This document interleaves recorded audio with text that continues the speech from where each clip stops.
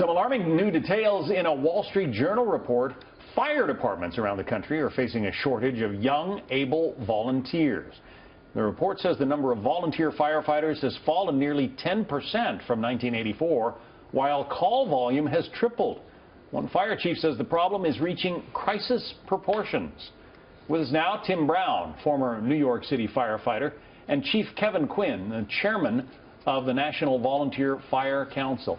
Give us a sense, Chief Quinn, of the scope of the problem. 70% of the firefighters or firefighting companies in the nation are volunteer? Yes, sir. 70% of all firefighters are volunteer. And there is a shortage. It's not so much a shortage of personnel. It's a shortage of the aging of our population. It's critical that we look at the next generation of firefighters to fill in, to take my place when I'm out of the business in a few years. Well, why are the younger people not signing up? Well, first of all, I believe it's a public, image that we have to kind of pursue and make sure that the residents in the towns that have a volunteer fire department are aware that there is indeed a volunteer fire department and that they're seeking quality candidates.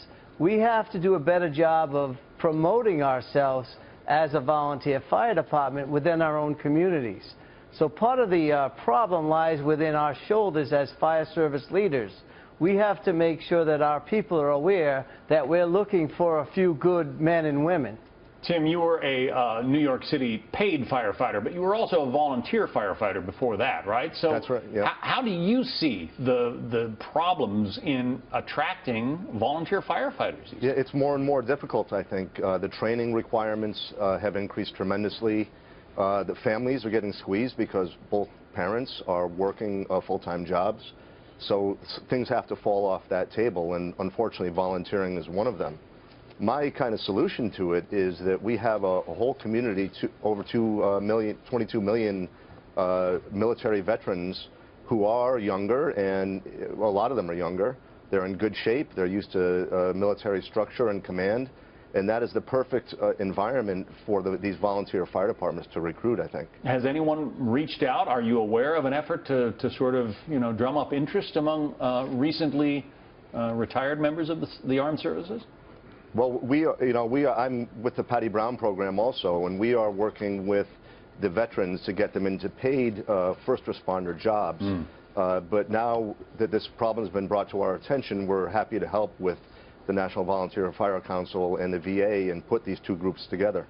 Kevin, give us your best sales pitch. Why should a young man or woman out there, maybe even a middle-aged man or woman, why should they consider becoming a volunteer firefighter?